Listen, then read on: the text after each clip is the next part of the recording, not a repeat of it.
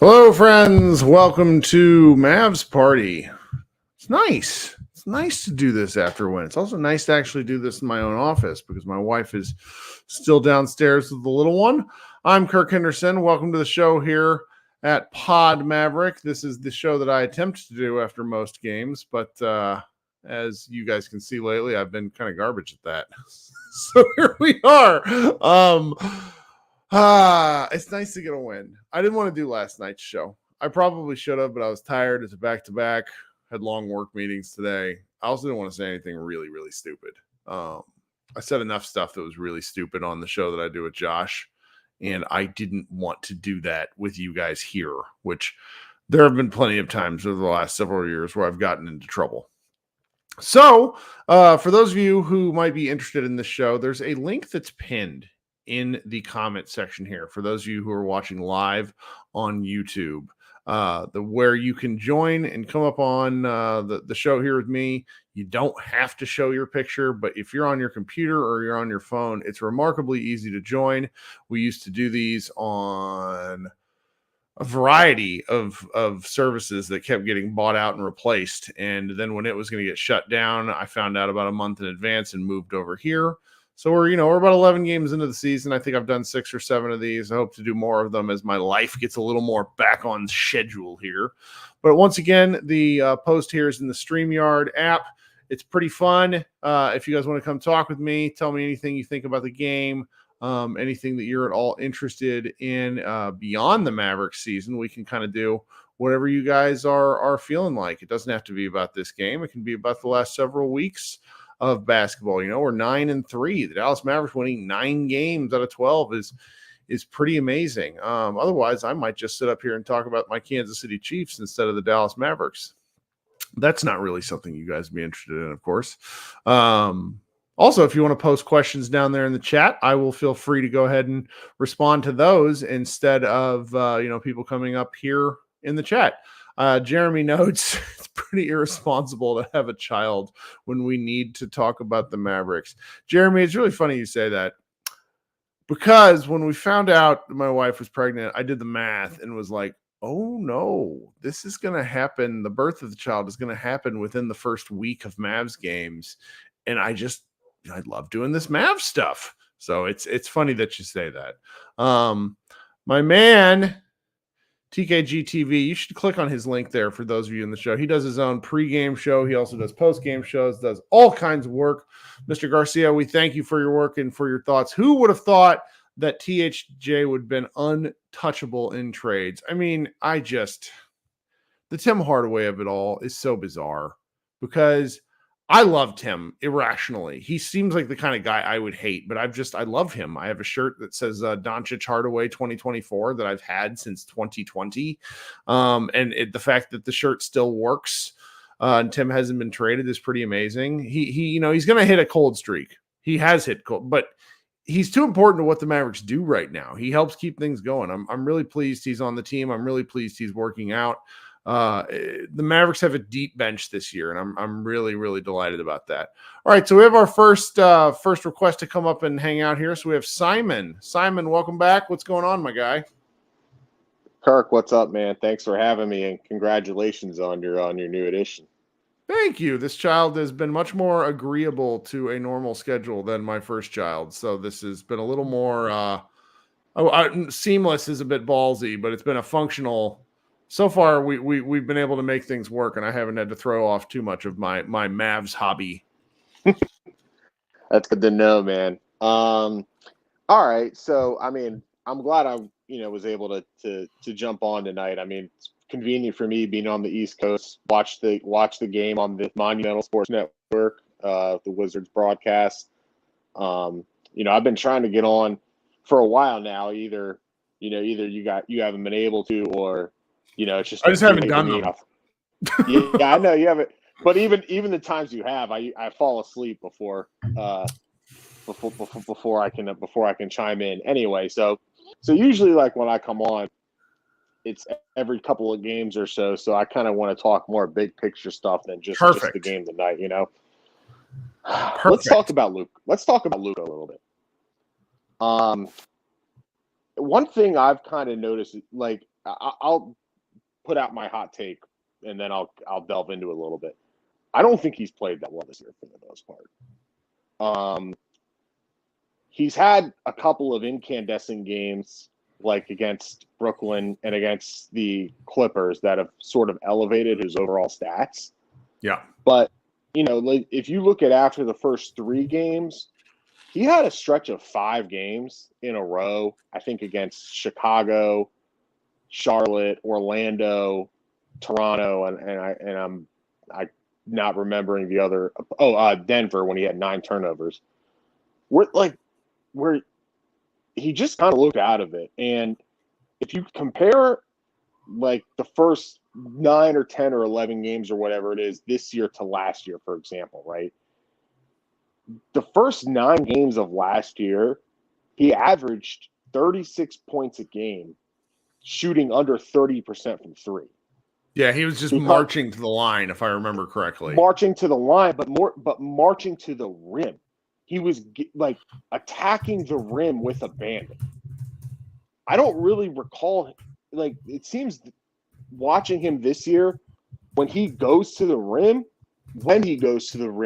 he's always like looks like he's worried if he's going to get his shot blocked, or when he posts up, instead of just kind of turning into a natural fadeaway, he's foul baiting, and then when he doesn't get a call, he's looking at the referees like where's the call? Now the fact that his percentage is way up from 3 this year, I think he's shooting over 40%.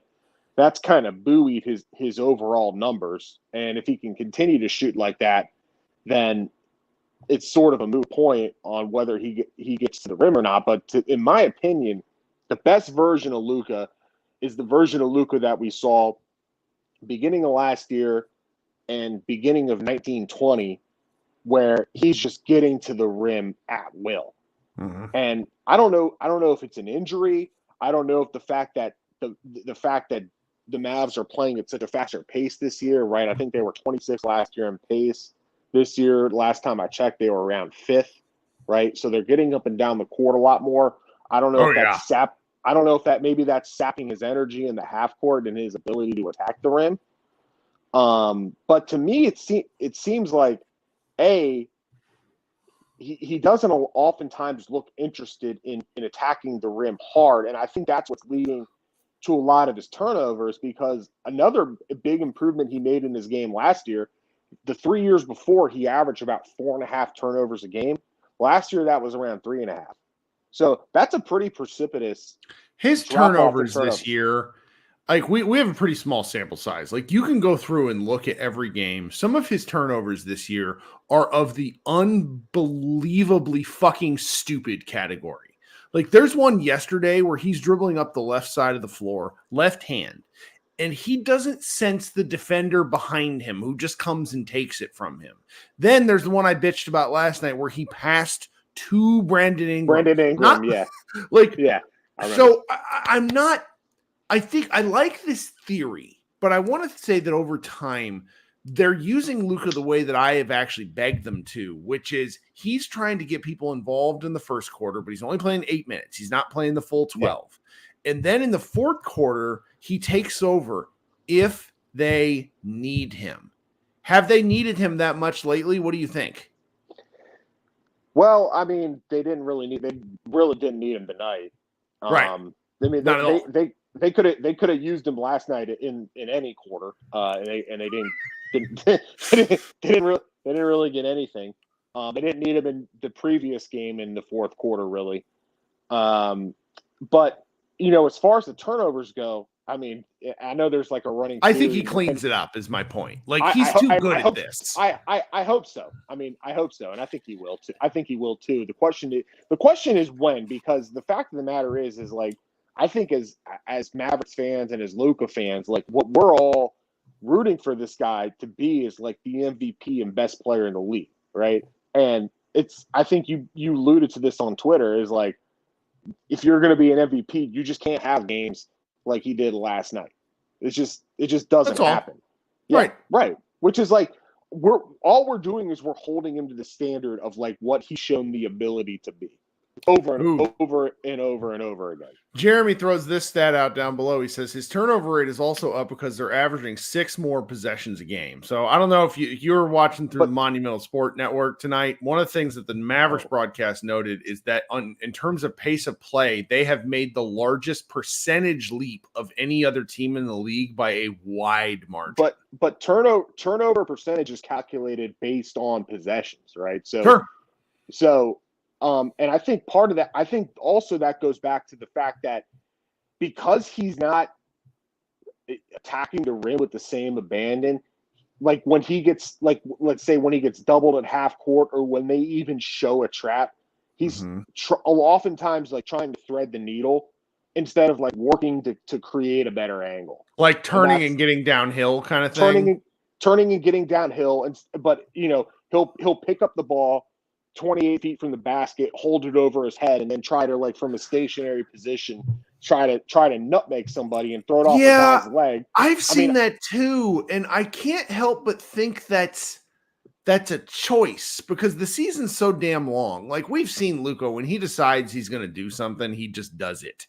And so I can't help but wonder, compared with some of his comments that he made last night, kind of the stylistic choices in play. Because the fact that they're doing, I mean, I just got to be honest with you, man. I never thought that they'd get Luca to change his rotations, let alone how he played in the first quarter. Because it's like, how do you tell? Do you mean his rotations in terms of like his minutes? Like, yeah, in terms of like, okay, yes, because I mean, I'm pretty sure he set that pattern. Like, hey, I like to play the whole first quarter, get the feel for things, yada yada yada. Yeah. I mean, you would know better than me. No, I honestly don't. It's a guess where it's like they have catered to Luca so thoroughly that making changes is probably like, going to talk to your wife after she's already pissed off at you. It's like, what are you going to do? Do you really want to poke the bear kind of thing? And the fact that they've gotten where they've gotten with him, I can't help but believe, I don't know this, but I think some of this is sort of stylistic because Luca is going to get double teams thrown at him. And Josh and I just talked about this on our podcast, where I think that they're trying to sort of see what different you throw the ball to Grant. If Grant's setting the screen up high, you get the ball to Grant to see what Grant does versus last year where it's just Reggie or somebody else, where you kind of know the only options are Reggie's going to shoot the ball or Dwight Powell's going to. Do you know what I mean? Like, there's not. So I still feel like this early in the year, there's a lot of experimentation going on. Sure. And so that if you want to be more, if you want to be kind of, the fact that they're 9-3 is the other part of this, where it's the argument has to be made that, like, if they're screwing around, like, and seeing what works while still winning is kind of amazing. No, I agree. I mean, from a holistic standpoint, from the Mavericks, I mean, being 9-3, and the best thing I can say about them this year is they're winning every game that they're supposed to win, right? Whereas last year, especially early in the season, there was like, even in the first like 9 games, there was 3 games like, and honestly, like, to go back to my point earlier, the 2 game stretch that stands out in my mind is they blew that game early against Oklahoma City, where they lost in overtime. And then I think they played a back-to-back against Orlando the next night. And in that particular game, Luca was attacking the rim like a freaking demon. I mean, every single possession, it was just like, he is not going to be denied going to the rim. And that, I mean, except for maybe the first game against San Antonio, I mean, he showed a little bit of that. And then the other big games he's had this year is when he's just gotten hot from 3. And now, if he can maintain even close to the rate that he's been shooting from 3 this year, then obviously that helps everything. And I do have to say, I think his usage rate, while still really high, is precipitously down.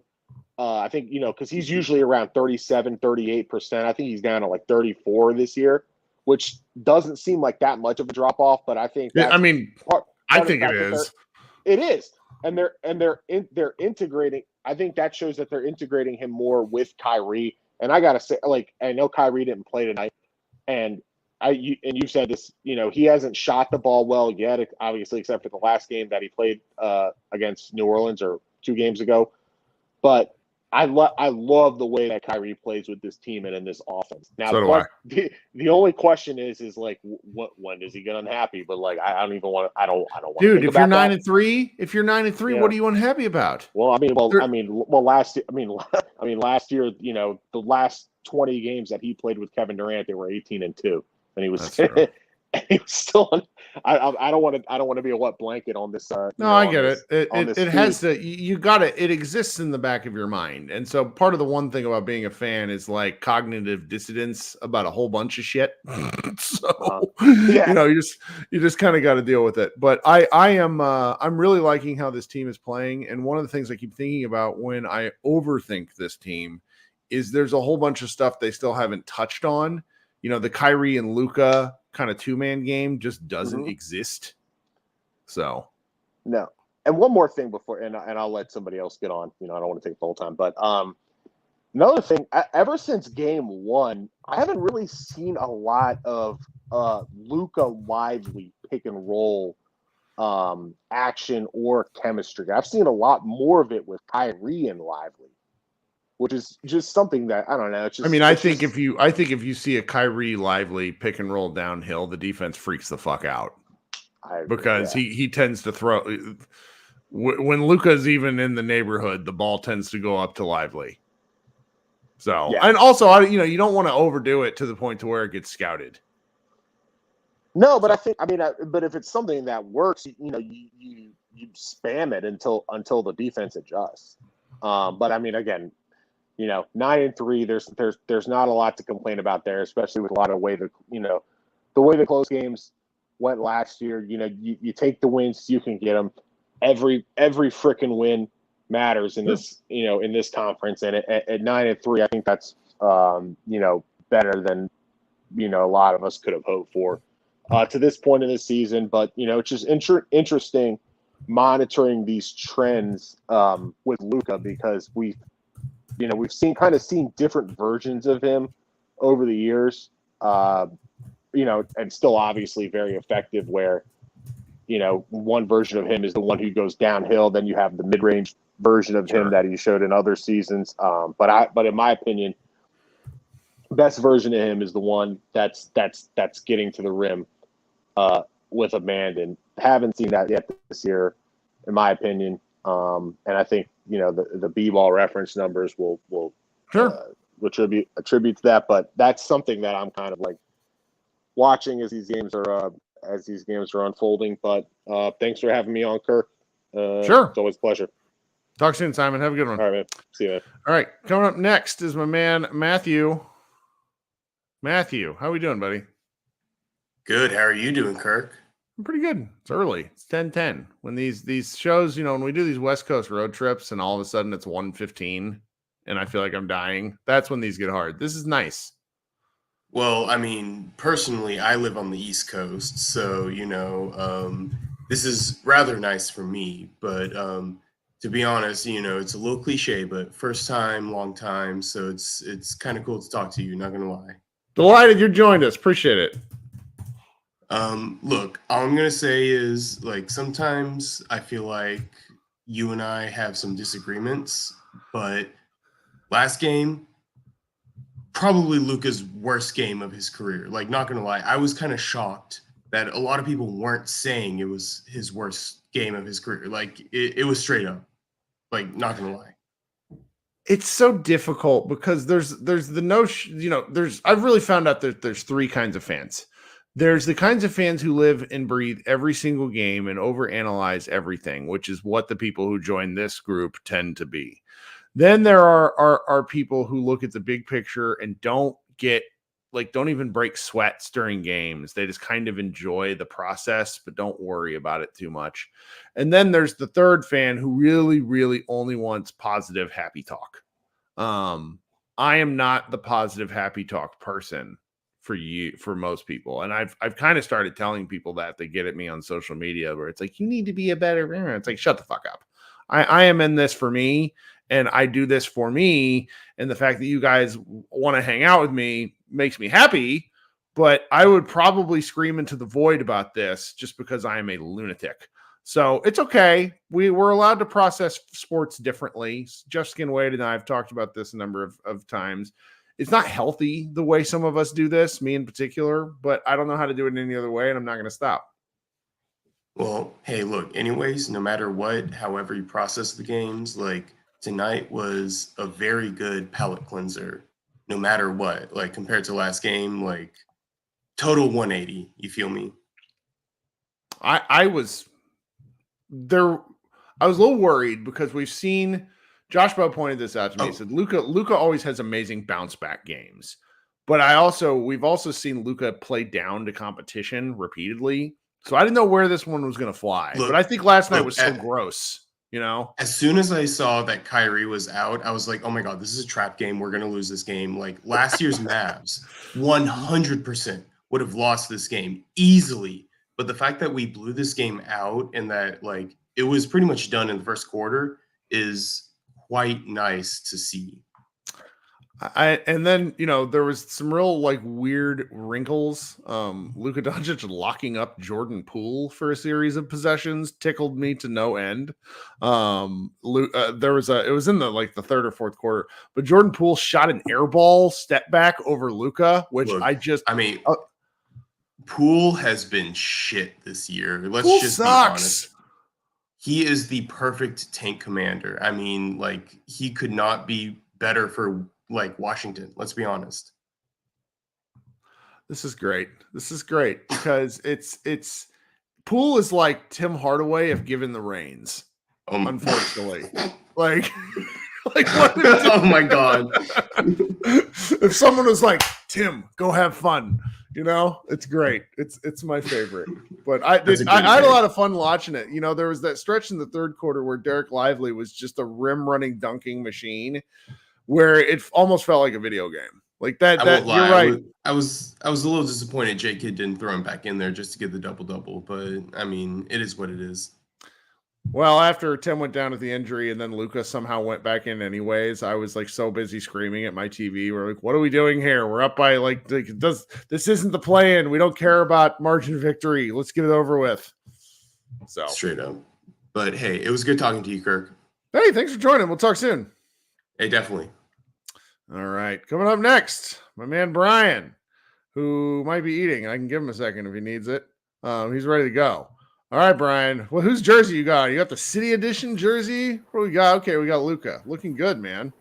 Yeah, they bounced back well enough, and I was like, you know what? I got to go ahead and throw the jersey on because all I have is Mavs hoodies. Like I live in hoodies because I won't turn my heat I saw up. that and I was like, no, I actually want that. That looks comfortable. That is much better for this time of year. I guess I could throw a hoodie under this, but it is what it is. But yeah, no. Last game was horrid.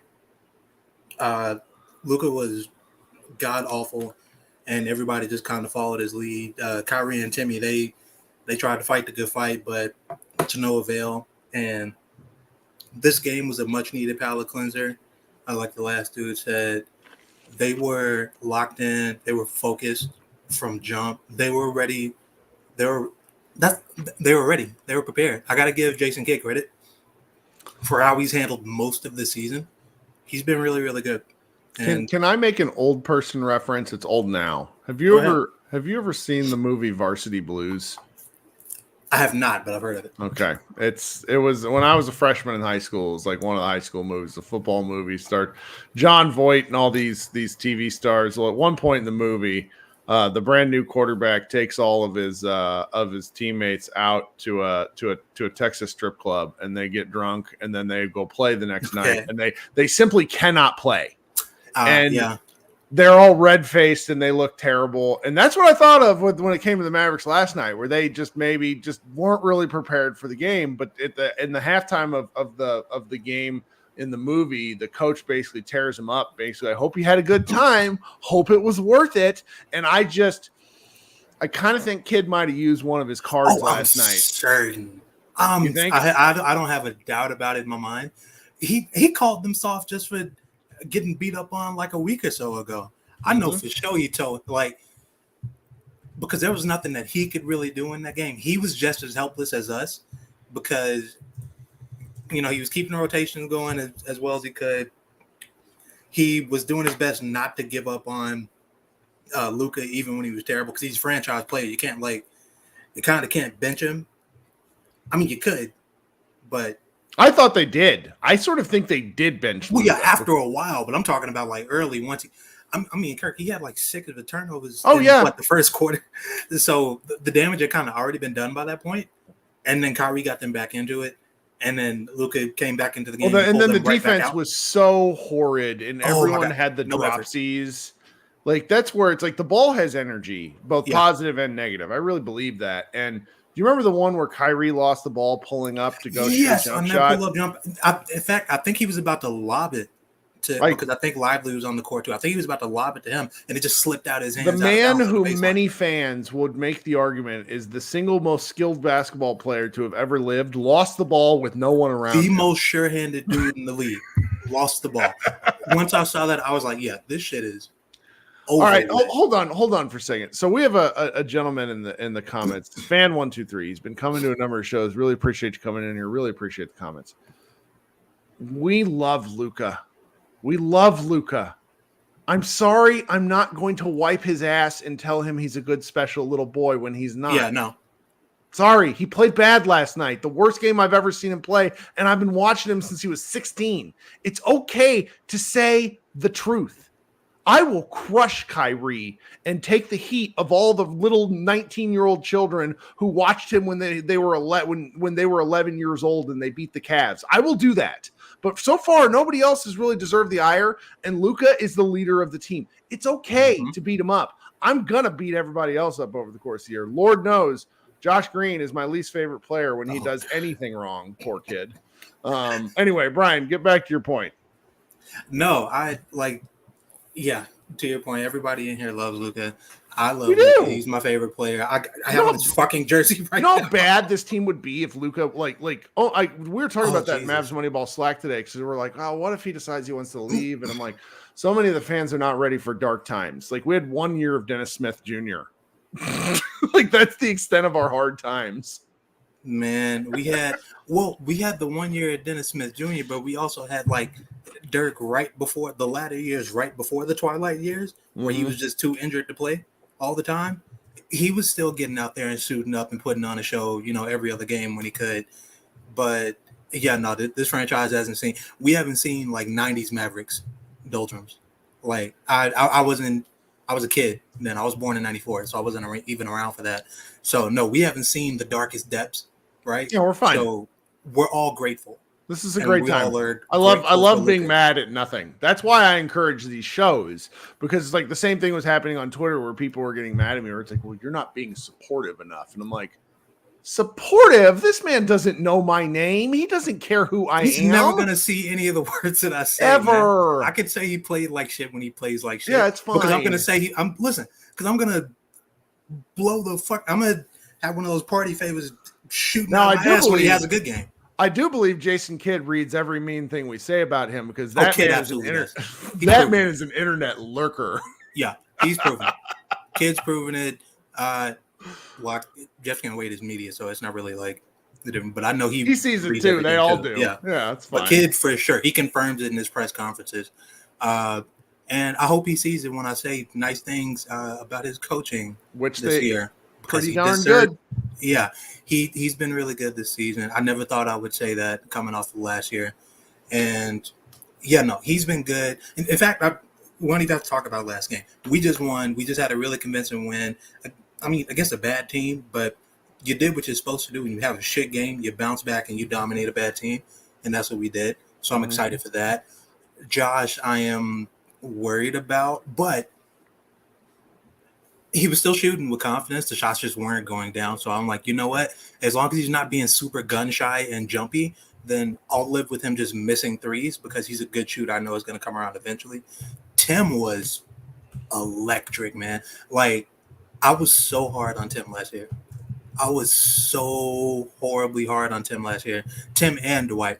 And they've both been fucking spectacular this season, man. Like, Tim has legitimately been our third best player. I never thought I'd see the day. I never thought I'd, like, admit that and be okay with it. But I actually kind of am. I think this Tim 6 Man of the Year push is going somewhere. I'd like for him to win the award. He's been great for us, right? And I'm at the point now where I'm like, we were talking all this, Tim, we're up in the value at the deadline. We're going to move him. We're going to look to upgrade at the wing. If we're upgrading at the wing, I don't think Tim's who's getting moved. Nope. We're going to be looking at moving Josh. We're going to be looking at moving Jaden. We're going to be looking at moving, like, the backup bigs that we have for salary. Like, those Seth, and he had a good game too, by the way. Great game. His first actual useful, hey, that's Seth Curry game. Yeah, I was like, man, because I did not recognize the dude in the previous minutes that he got in a couple other games. And he came out and he hit some shots right away. And he had that shot in the corner off of the 2-man game, dribble handoff with Grant, where he sunk into the corner, hit that shot right overhand. I was like, that's the Seth I remember. So that was cool to see. But like guys like him, those are the guys that are going to be getting packaged in these trades if we trade for anything at all. Like, I don't want one. I don't want one. I was teasing my man Dalton yesterday because he posted something about Zach LaVine, and I'm like, the vibes are good. I don't want to trade. I just like, let's not right now. I want to dance with the people who brought me, even Josh. Yeah, see, I agree. I think that we're starting to see people, especially tonight, like after this game, where everybody bounces back, everybody looks good, and he's the only one that struggles. Where there are people like, you know what, I think I'm okay throwing him in the trades now. And I agree, but let's wait. I'm glad that Nico actually addressed this for some reason in like a mid-game interview where he said that he's not really going to look to evaluate the roster and see who needs to go until not who needs to go, but where they can make improvements along the margins on this team as far as like size, rebounding, length on the wing, things like that, until like 20 games in. And I think that's smart because we need to figure out what we have with this team. And we're figuring out that this team's pretty good and the rest of the West is not as tough as we thought it was going to be. It's at least weird. Like nothing's really shook out, you know? Yeah. There are a bunch of things, new elements being added and things clashing together. Clippers haven't melded yet. The Suns haven't melded yet because they can't get all their guys on the court. Denver's the only team that really looks like any kind of unbeatable. Golden State is good, but they're way too small and inconsistent. Like, did you see that boy, that rookie? I called him a boy because he looks like he looked like a Cabbage Patch Doll kid. The rookie that they drafted that scored like 20 points. He had like a twisting, turning bank shot last night. This is making me mad. Which team? I'll know the you're Warriors. Talking about. Oh, Paz, Brandon Podziemski. No, I love that dude, man. He's so cool. He does. He looks like a Cabbage Patch kid. And the shot he hit to end one of the quarters over the Wolves was one of the most insane things I will see from in the like NBA. Almost the corner, right on the wing, and he it looked like from that weird angle. It's not only like a weird angle, like that's a shot you take in NBA Live, or I'm sorry, NBA 2K, like just something completely broken. Where it's like, oh sure, I'm gonna throw this up. No, that dude's good. He's basically their Dante replacement because they needed somebody after Dante DiVincenzo left in free agency, which they figured he was gonna do. So I like him. I like a lot of their young guys. I just don't think they're being developed, really, or getting the playing time really to be able to develop. Yeah. It's because they're doing the holdovers from the past regime thing. And just like we had to clean out our closet to make room for an entirely new roster and rotation, Golden State is eventually going to have to do that, although they've got, more championships. That gives them more cachet to have more time to really be able to do all of this with. I just realized Bob Myers is gone. I totally forgot about that. Yeah, so he's not there. So the West, you're right, though. The West is a weird, wide, like mostly open place. Yeah, there is. I can work with weird. Because as long as we're doing what we need to do and beating the shit out of bad teams, and for the most part we have been, then I can live with everything else. I think that the defense, the numbers are going to say that the defense is terrible. The defense hasn't been great, but over the last, 4 or 5 games, when it's needed to be, it's been really, really good. In the clutch, in the fourth quarter, it's been awesome. And that starts with Luca doing a better job of giving effort, being present, moving his feet, being solid and strong, like in one-on-one defense, and being active in team defense. And as long as he's doing that, everybody else is buying in and doing it. And I've seen them like absolutely shut teams' waters off. Shut teams' water off in the fourth quarter. So I know that they can do it, and I think they can do it against good teams too. You're the best for joining. You got anything else for us tonight? No, man. Team's good. We're 9-3. Let's go get that number 1 seed, and I'll be happy with that. Real happy. All right, man. Talk soon. Yes, sir. Peace. All right. We're going to come next to my man Christian, who is down there hanging out, and then we're going to go to Jason. Actually, no, we're going to go to Christian first because Christian works for me, and Jason and his giant plant aren't there quite yet. Christian, what's up, man? Hit that unmute button. Hey, Kirk. How's it going, man?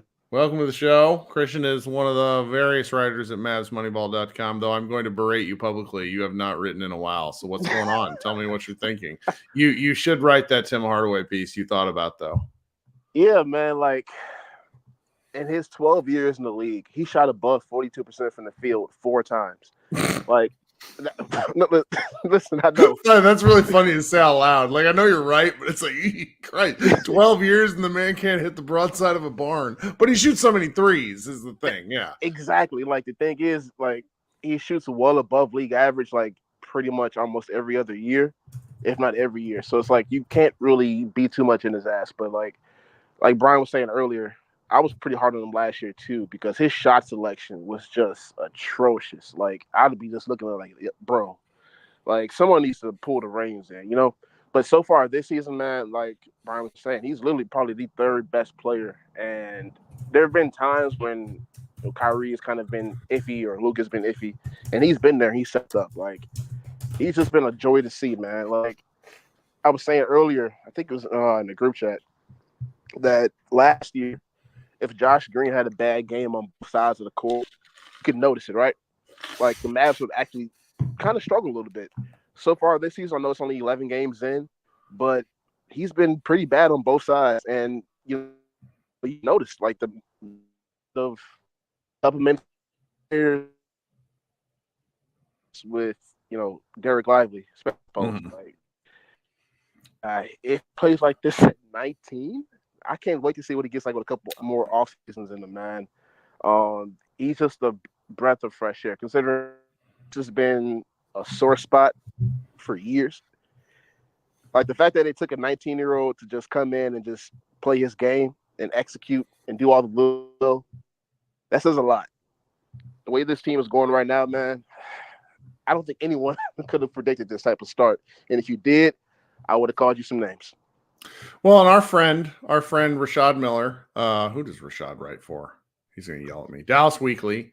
He actually asked Derek Lively a question tonight, and the answer from Lively's point of view was, he said, "I know my job is very significant, so I know I got to be able to play with 100% effort, and more than that, every time I step on the floor." And you're right about the kind of perspective, the 19 years old of it all, where he's decided he's going, he's start small and get bigger.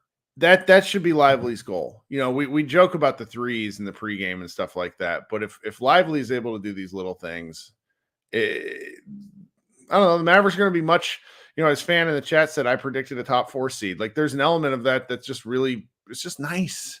It's nice to be able to like project up that high, which I a little high for me. I kind of think I'd be happy with missing the play-in compared to last year's, but it's just this team is really fucking good right now. And not only that, they're not, there's elements. You're not old enough for this, and you also have grown up a Chicago Bulls fan before you lived in the Dallas area. Unfortunately. But I watched a lot of Mavericks basketball in the 2000s where they were so good early that there was not another gear that they could get to. And these Mavericks, in my humble opinion, have not scratched the surface of stuff that they could do. Like, they're kind of killing people with specific elements and waiting to see if teams will stop them, but they're not running a lot of like Kyrie Luca action. They're not running Grant Williams as kind of the role man ever, letting him do a lot. They're kind of just running these basic screen and roll sets and destroying people most nights. So I still think there's layers they can get to once teams figure out how to stop parts of their offense. I agree wholeheartedly, man. And like, there are so many caveats to why they've been good this season, at least 12 games in, 11 games in.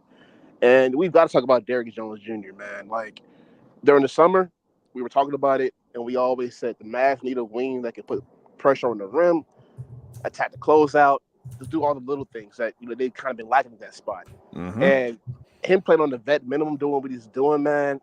Listen, I knew he could do it playing with two talented guards like Kyrie and Luca, because he did not have that in Chicago at all. But like, this is all we've been ever asking for anybody. Just run the floor, make yourself available. And that's all he's been doing. And listen, man, it's a joy to see, especially knowing that I know he has that talent. Like last year, it was a 32 game stretch where he shot above 40% from three in the corners. And they just refused to give him the goddamn ball. Well, last year with the Bulls, he played 64 games and he shot 83 pointers. He hit 27 of them. Okay. So that's roughly 34%, which is pretty functional for a guy with that kind of athleticism. You'd like to be a tick higher, but that's like the difference between 1 or 2 makes over the course of the year. Right now with the Mavericks, this guy is shooting 18 of 51, which is a significantly higher statistical percentage. Let me see here. 18 divided by 51. You think I'd be able to, well, I guess only 35. But before tonight, he was shooting 36%. And he shot that many threes already in 11 or in 12 games. Exactly. That's the difference. Like the volume for him, the bites at the apple, as I like to think about it, is really going to pay off over the course of the year, because he's getting, tell me if you think this, he's getting more confident. Oh, I definitely see that. Like last year, there were so many times where he would have an open lane at the rim and he would just either settle for a really bad pull-up or just kick out of it and pass to somebody else. Yeah. This year, he's taking it with confidence. He's going to the free throw line. Whether he makes it or not, whether he passes out of it when he gets to the rim, he's doing what he needs to do for himself and for everybody else around him. And like I said, that's really all they've really needed. Just play your role and do it well. And that's what he's been doing, man. Like, when I see him, he just plays different. I get it. He's playing with 2 great guys and some really good role players around him. But situation means everything. Everything, man. No, I'm really looking forward to him. Now, I'm not going to ask you this because I don't want to hurt your feelings, but how good would Alex Caruso be on this Mavericks team? Just I want to leave you with that parting thought. Don't want it to hurt your feelings as a Bulls fan. Alex, I love Alex Caruso. Anything else you want to get off before I move on to the next person? Yes, sir. I got a couple things. So as far as the Alex Caruso part, if there is some way the shoe salesman could get Alex Caruso, listen, man, we're talking Larry O'Brien finalist. Like, I think he has that type of reach to where he could just impact them on both sides of the court. I mean, he could play 1 through 4. I don't want him playing the 4, but against smaller size like 6'8", 6'9" guys, 6'10", he does really well. So he's like what, 6'5", like all of what, 220 maybe. Like if he could get to the Mavs some way somehow, like you were joking earlier, it's gonna be the Bulls South, but Caruso and Drummond, that's what I want for the Mavs. If there's some way they can get it done, man, listen. I'm like religiously opposed to Drummond simply because of our friend Kenny, who loves Drummond, and I can't have him win. Hope, Kenny, if you're listening, love you. But no, it's the guy that, like, a backup big that can play 12 minutes a game and grab like 11 boards in those 12 minutes. I know what you mean. So he's the best per 36 rebounder in the NBA history. I'm making that up, but I was looking earlier. Like last year, he averaged 18 rebounds and like, bro. Like shit is crazy. But other thing I want to talk to you about, what do you think about the backup guard spot? Like, are you solidified with Seth Curry, Kyrie being there, switching off with Luca when he's not in the game? But how do you think that's going to look? I love Dante. Dante Exum has been more than I could have imagined, and I think he's going to show more with every game. I really do. He's big, he's strong, and he's like herky-jerky weird, and I think he buys you those 12 minutes a game that you're looking for. There was this one, exactly, I agree with that, especially with the play he's played this season. I think there was one play that you showed on the pod with Josh. Yeah. Like why he was a lottery pick. Like his athleticism, man, even after all the surgeries, it's still there. I mean, it's not as dynamic, but it's there. Like that's all you need from the guy. it's not a fair comp because this guy is just so incredible in his role. But like he gives me these Sean Livingston-y vibes that I can't shake. Really? Yeah, like big, tall guards. I mean, Livingston. I don't know if you're probably too young for this, but I remember Sean Livingston. He's 6'7", played for the before his leg nearly needed to be cut off. He was so freaking dynamic, and obviously Dante wasn't that dynamic, but there's like a patience and a strength to the games that Livingston developed later that I really admire, and I think about that when I see Exum. That's all. I got one more thing for you before I get out of here. Sure. In my opinion, I think two probably the biggest needs, whether it become trade deadline or after December 15th, is backup bigs for Lively. You know, depends on who you can get. Like I want Drummond, but you don't want him here. Right. It cannot be Maxey. Oh no, it cannot be. Cannot be Maxey. Man, I feel really bad for that guy, man. I really do. Like he can't catch a break. But if there is, I know it's still early, but if there was a wing out there and a backup big that you could get without giving up too much, who do you think is out there that, you know, the Mavs could possibly get? I am so bad at this that I never even try. I love, because it's like the valuation thing, you know, where you were like, man, these Mavs fans are really like, they were suggesting bad trades for Pat Will. And I'm like, well, I don't want Pat Will because you guys got to pay him an insane amount of money. He's like, so I don't, there's like the talent elements and then there's the actual fit. And that's why I said earlier that I don't really want to trade anybody right now. I am so happy with this group that I would rather ride it and see how long you can make it work, you know? No, I agree. Especially like you don't want to mix up the chemistry they've already started to build. Yeah.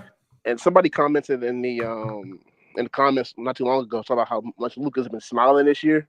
And it's really been off of the bench. Like, this might be one of the best benches, if not the best that he's had in Dallas. I think so. Maybe 1920 compares to it, but this is definitely a lot of fun so far. It's going to be fun, man. As long as Jason Kidd doesn't turn into a pumpkin, we should be fine. I mean, he might already be a pumpkin. We wouldn't know. That's okay. He was wearing, did you see the hat he was wearing in pregame? He was wearing a Captain Marvel Dallas Mavericks hat that said higher, farther, faster on it. I like that man's collection of hats needs its own like researcher. Like we need some history. I need to understand, where does that hat get made? I could be completely making this up, but my wife and I paused because I was watching on a stream and I'm like, that's what that says. And she said, oh yeah, that's what it says. There's a lot of small hat makers in the DFW. Sure. I'm sure he got it from somebody. It's just such a weird cross ref, like Captain Marvel, Dallas, right? he's a Marvel. All right, man. Thanks for hanging out. Hope you come back, man. I'll get the writing soon. All right. Coming up next is a man whose mustache looks very Travis Kelce-ish. Jason Gallagher. What's going on, man? What up, Kirk? How are you? I am okay. Is what did I fall through a time warp? How's the mustache going? Who made this choice? So I'm going to England on Saturday. So they're okay. I'm getting all the America out. Okay. I'm going to shave before, but I want to be the most American man possible. I love it. Yeah. All right. So I wanted to join because I wanted to talk one thing out with you. It's a little not totally Mavs related, but it is. And it has to do with this. Last night, I was in several texting conversations with folks about already about first team All NBA at the guard spot. Yeah. Okay, hold on. Okay. One person was talking about how Halliburton is going to be first team All NBA. Another person was talking about Anthony Edwards is going to be first team All NBA, possibly MVP. Okay. We in Mavs land, we on Mavs Twitter, we have to dispel any sense that Luca Doncic is not a top 2 point guard in the NBA. And the only acceptable other answer is Stephen Curry. Okay. He's not really a point guard. Exactly. Yeah. So it is something that I've been thinking about a lot. I think that this year, if my fortune telling skills are decent, I really do think that the guard spot, first team All NBA. Yeah, thank you, Jeremy. The guard spot, first team All NBA, is going to be the most toxic conversation.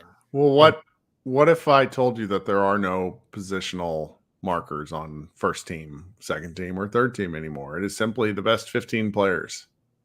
Well, that's fine. But I still think people are going to talk about it this way. You do? Okay. I do. I mean, literally, I was talking with people that were pretty well versed in the NBA. Sure. I mean, I just throw that out there because they did this thing to make Joel Embiid feel better about the fact that he's an L7 weenie and is never going to be the best player in the league.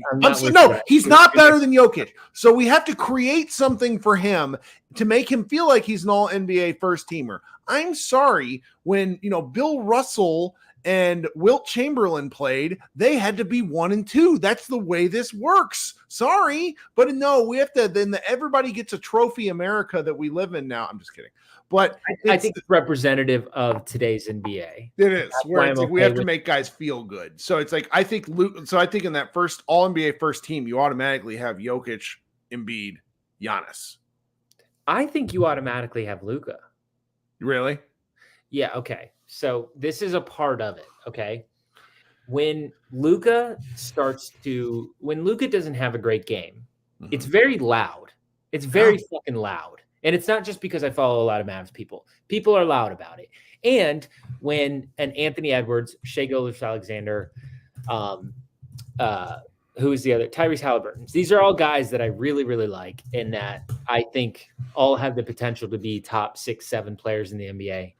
Top 5. Anthony Edwards is amazing. But when these guys have great games, the immediate thought is, why aren't they in the MVP conversation? And my immediate answer is because there are better players than them in the NBA. That's why.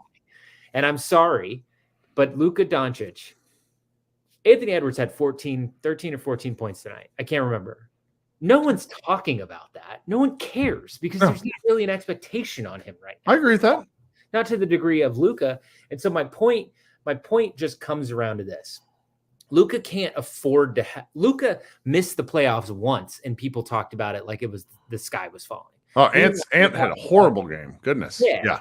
And we recently had a podcast with it was kind of a group, like a very smart group of basketball thinkers talking about players that could potentially be top 20 players of all time. And Luka was named in with the likes of Shai and Anthony Edwards. But I just think like these guys have missed the playoffs a lot. Luka is a better player than both of those guys. And I'm sorry, like he is not the fresh new chick on the block, but that's the only difference. Like Luka has done this for years. I keep saying this and it makes people mad, but Luka could be Thanos snapped out of existence right now. And he would be he would be a NBA he would be a Naismith basketball Hall of Fame lock. That is not the case with Edwards and Shai Gilgeous-Alexander, etc. Right. And so the point of me coming on wasn't necessarily to shit talk them, but it's more to be like, I think we are going to have to continue to be very vocal about just how good Luka is and not let certain national TV or national media people named Matt Moore define Luka's career by the fact that he complains sometimes. And yes, it is a downer. Yes, it's a lot. But guess what would be worse if he didn't make the playoffs 3 fucking straight years in a row. Mm-hmm.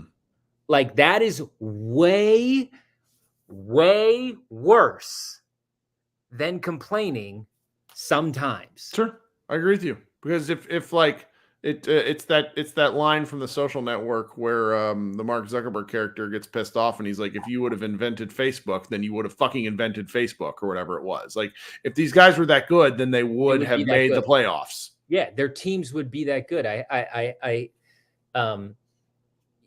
don't know. I have that feeling about a lot of players in the league where, like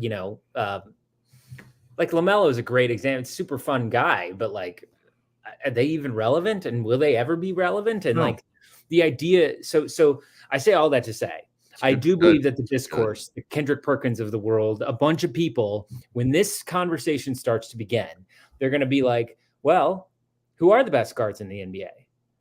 And if Luca isn't one of the first two names out of your mouth, you are not a serious basketball person. So and that is a fucking fact. No matter how fun Shea, no matter how fun Ant, no matter how fun Halliburton, I love all those guys. Halliburton is a legitimate, awesome guy. There's a reason the Mavericks wanted to pair him with Luca.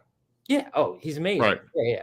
But well, I have had It's a great thought. It's a great thought experiment because it's never too early, unfortunately, in the takes land to get these sort of things out there because narratives tend to stick more than facts. And it's worth at least considering. Now, here's my kind of counterpoint to the process. Let's hear it. Luca had a 60-point, 20 rebound, 10 assist, triple-double, and then proceeded to oversee one of the worst runs of basketball the remainder of the year. Yeah. Like awful. He played hard, but the Mavericks were awful. Yeah. He was still all NBA first team. Right. In spite of all that. Yeah. I think this year let's say they finish 6th. Yeah. And the Wolves finish 5th. Yeah. Are you really going to tell me? Not you. I think when it's a voter, when they're alone with their vote, will they sit there and say, is this player really better? Is this player really more deserving? Did this player really have a better season? And as we saw last year, the answer was no. And that was when they had plenty of ammo. This year, I don't think they'll have that ammunition. I really don't.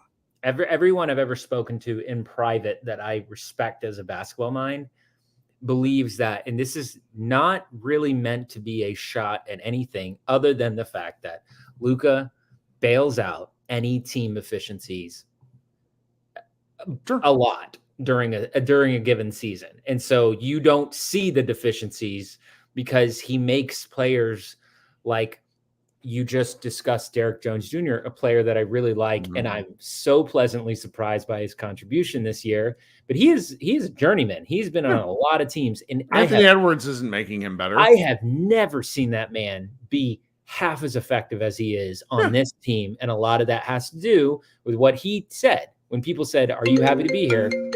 Sorry. My buddy's FaceTiming me. So do you want to join the show? No, you don't want to talk to this guy. But he said, I'm happy about Luka Doncic, basically, is what, he mentioned the idea of Luka Magic. And it's a real thing for some of these players. Mm-hmm. And that's where it's sort of like, I got into a argument at the end of last season with someone pretty well in the know who was polling a bunch of players about who they'd rather play with, Luka or Booker, and it was fairly even. And it's just sort of, I really feel like narrative can really drive 100%. Drive the facts about Luka, and I just think he's closer to Jokic than he is to Anthony Edwards. Oh, that's absolutely the case. I mean, I'm pretty sure Nikias as a part of your network. Yeah. He had that great bit yesterday about how he's been, paying attention to Luka's one-on-one defense, and Luka is the most isolated player in the NBA. Mm-hmm. And this is before yesterday's just horrendous output. So back out the New Orleans game and back out today's game. Luka is the most isolated player in the NBA. Mm-hmm. He is also defending those isolations at an elite level, giving up 0.83 points per possession. So there's this weird thing where Luka Doncic is actually really fucking good at stuff when he tries.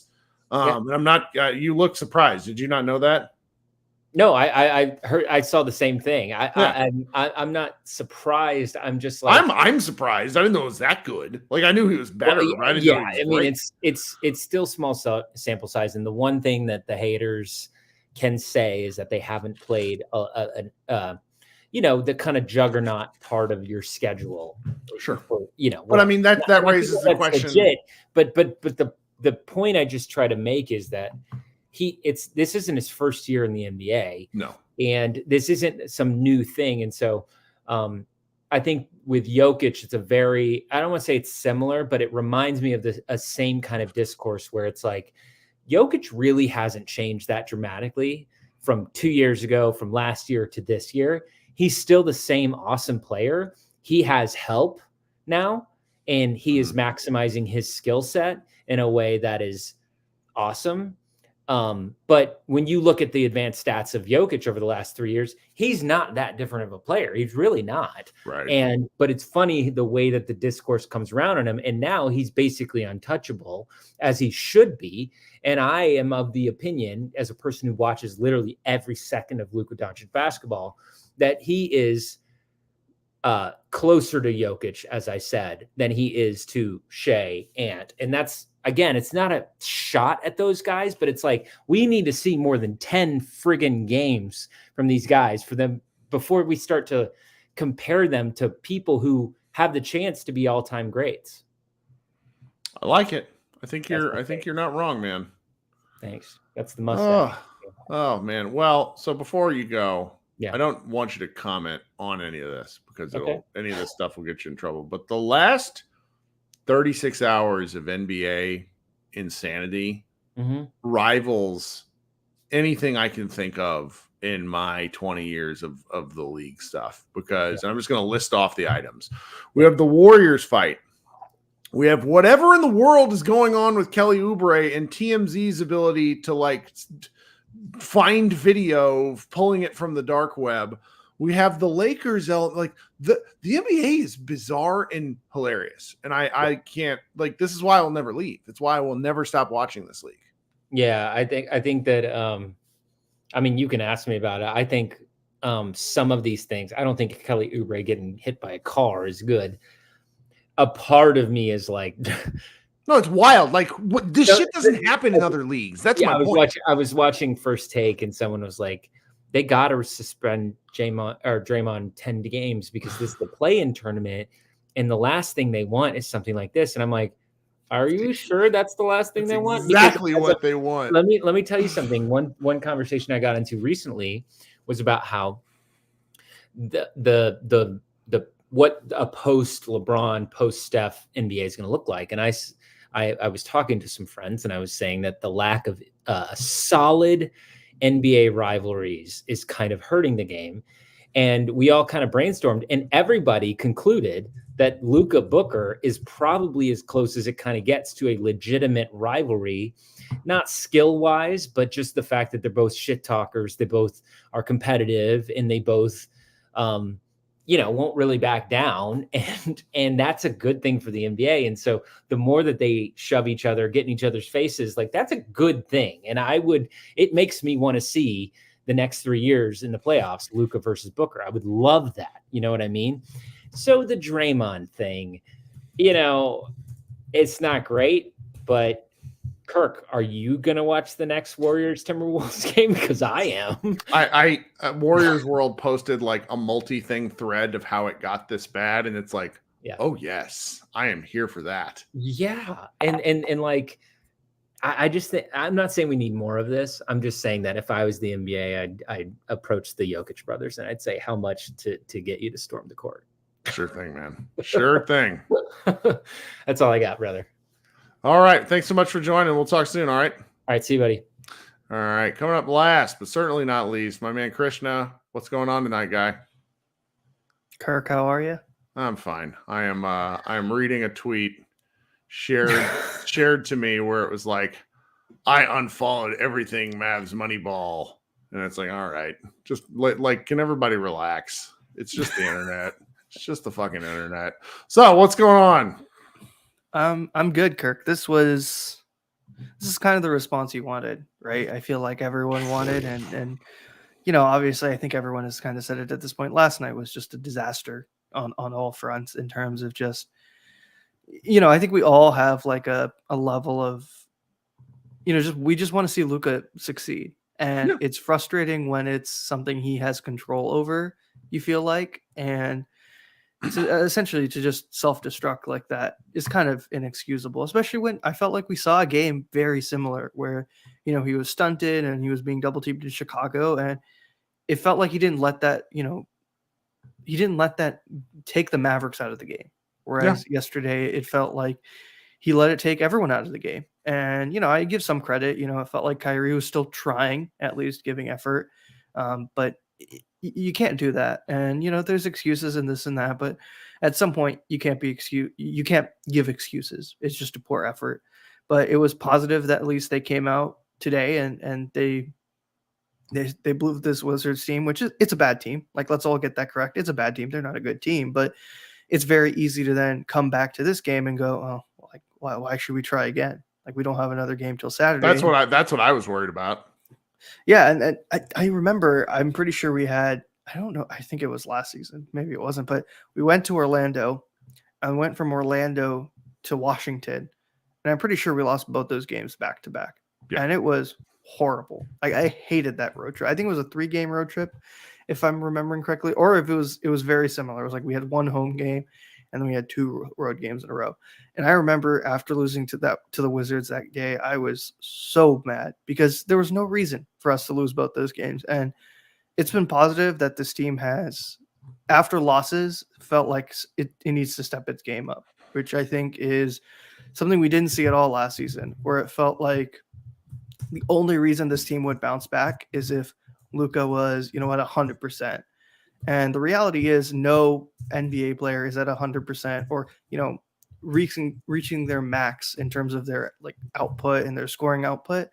And we just have a team now. You have guys that are going to step up, guys that are going to give contributions, and that's positive. And it, everyone's going to say, and Jason Gallagher just mentioned it prior, like, oh, you're not in your toughest stretch yet. But I feel like this Mavs team, and we've seen it in the past even, they can go toe-to-toe with the good teams. Like, they can fight good teams just because of how good Luca is. But they just have never seemed to been able to get up against the bad teams for some reason. And they've played down to their level for the past for some years. reason is the Luca, because he's bored. And that, like, the step has been for years him becoming a killer in these games that don't matter, where he does the Michael Jordan sociopath thing where he's like finds a reason to be slighted, and it's like goes to work. And like that, what made last night so disappointing was that was the first game I saw Luca not respond. That was why I was so upset. He's always come back and counterpunched. He just didn't.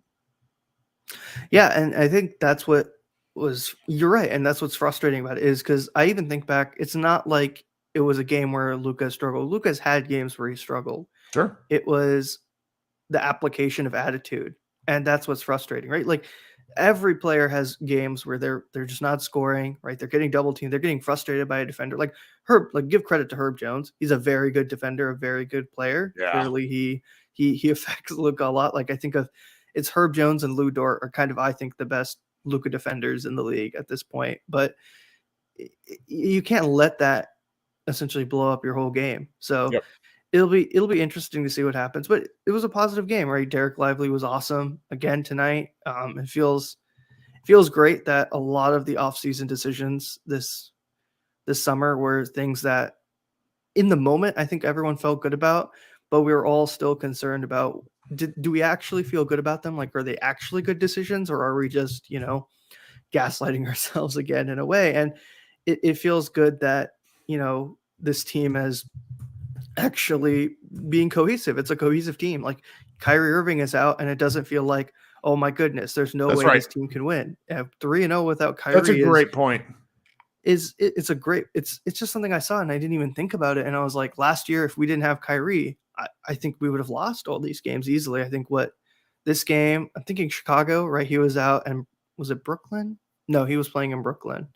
Well, whatever it was, but like easily we would have lost these games, and it's awesome. And yes, I know everyone's kind of mentioned it. Josh has not been good. Like, I'm a huge Josh Green fan. Like I defend him, but this is kind of inexcusable. But I also think it's like the team is winning, and if your biggest gripe is that one player is not contributing, and it's not excusable. I'm not saying it's okay that he's not played good, but the fact that the team is still winning, I think, is the more important thing. And some of the stuff I feel like is still fixable in-house. I feel like the rotations are getting better, but they're still not there. It feels like everyone is still kind of. Oh no, the defense is horrendous. I don't know what to do about that. It's really, to me, only Grant Williams and Derek Lively, who I think have been more than passable. Sure, but it's a team thing where it's like, it's just, what do you do? Mm-hmm. Exactly. It feels like no one is reading rotations correctly or staying on their man. It feels like everyone, it feels like all the guys who were here last season kind of have like PTSD from last season, where they're worried about guys blowing by them and getting to the paint instead of just staying on the perimeter and staying on their guys. Like there's a lot of sagging off, and I don't know if that's something that gets fixed over time, but ultimately this team's offense is just so good. Like, you know, J Kidd said at the beginning of the season, like, you're going to have to score 120 to keep up with us. And I mean, that's kind of played true, which is positive, but it'll be interesting to see. It's weird. The scheduling is so weird though. The fact that we don't play till Saturday. And then I think we play a few back-to-backs after that. Very weird scheduling, but you know, you take it all in turns and you know, it's positive, really, just positives. Well, I'm really glad you joined me once again. You got anything else? Not that I can think of. I think it's just interesting. I was going to mention about something about Derek Lively. Oh, you know what it was? I think someone mentioned it too, Brooke Lopez. I actually think Derek Lively, like the best pro comp to Derek Lively, is not just Tyson Chandler. I think he could be like Brooke Lopez if his outside shot actually develops. I think it's there. I just don't know. It's like do you want the guy taking 4 threes a game? Like that's kind of what it comes down to. I really do think he's not like I've seen him shoot. It's kind of it makes me feel bad about myself that I was never able to do anything like that. I think it's positive that his form at least is not like broken. Like I think oftentimes you see big men shoot and you're like, that is not shooting. That is called chucking the ball into the basket. And that's positive. And I also think it's easy to forget, like Brooke Lopez was not a shooter for such a long time. Like I think he was like 33 when he actually started developing his like. And that's where it's like that's just a reminder of how skilled these guys all are. Where it's like there was practice sessions where Eric Dampier would beat Dirk Nowitzki in shooting contests. Like that's just NBA players are so unbelievably skilled. It's just like you get them out front of the bright lights, and can they do it under the pressure and within the scheme? And like that's what you're talking about. Yeah, and then I mean, like. You're right. I mean, it's like the best 500 guys, and like maybe not always the best 500 guys, but it's close to the top 500. 500 of the top 600 best basketball players alive, easily. And so, like the skill level is always, like it's always funny. Like you talk about all these guys are going to hit every single shot in an open gym or in a pickup game, but at an NBA pace and an NBA level, it's different. So you know, but I don't think I'm that worried about it in the sense I need Derek Lively hitting threes, obviously, but.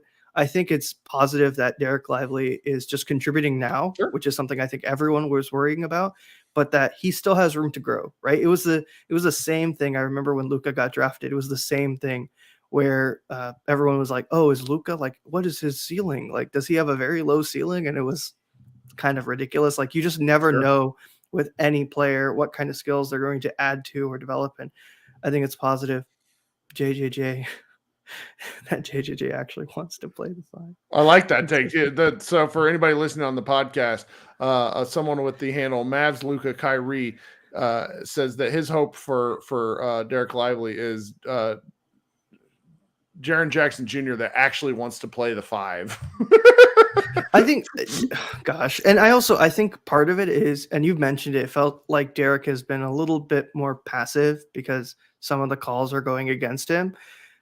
In a way, I think that's concerning, but I also think it says a lot about him, where I think JJJ, like sometimes he goes all out, but that's what keeps getting him into foul trouble, where it feels like he doesn't read the situations properly in terms of understanding where he is with fouls and like what kind of game is being called. And I think that's what's been so impressive to me about Lively is he's just been really adaptable, and it's something you just take forward, right? Like it's crazy. The guy's 19. Obviously, he's turning 20 soon. But like the fact that the guy is still so young and is being relied upon, and you can honestly say that he's not been disappointing. Like he's not been disappointing, it's a miracle. It's a miracle, Kirk. Honestly, I'm delighted. I'm having fun. Yeah, I am. right. I'm just having fun. Having fun. I didn't think I would say that last year. Well, and this is why I was a bit of a coward last night. I probably should have recorded, but I didn't. Like I was so mad that I didn't want to. This is better. This is good. I think it was the right choice. We have our funniest shows though when the Mavericks lose in a really stupid way, because it's just like everybody processing their opening. idiocy. So. I remember opening game last year. That was horrible. Which one was that? Phoenix with Damian Lee. No, God. That was bad. But it's very funny to think every single one of those losses was important to the Mavericks getting Derek. It's true. Ooh. That's a positive way to look at it. Very hilarious. All right. Take care, Kirk. All right. Take Talk care, soon. everyone. All right. I was expecting this to be a half-hour show. It's been an hour and 15 minutes. So good show, everybody. Thanks for so much for hanging out. I saw Rain pop in, and then he was exiting out. But Rain, we'll get you next time. This has been Kirk Henderson of Pod Mavericks Mavs Party. Thanks so much for hanging out. We will be back on Friday night. Everybody enjoy the rest of your week and go Mavs.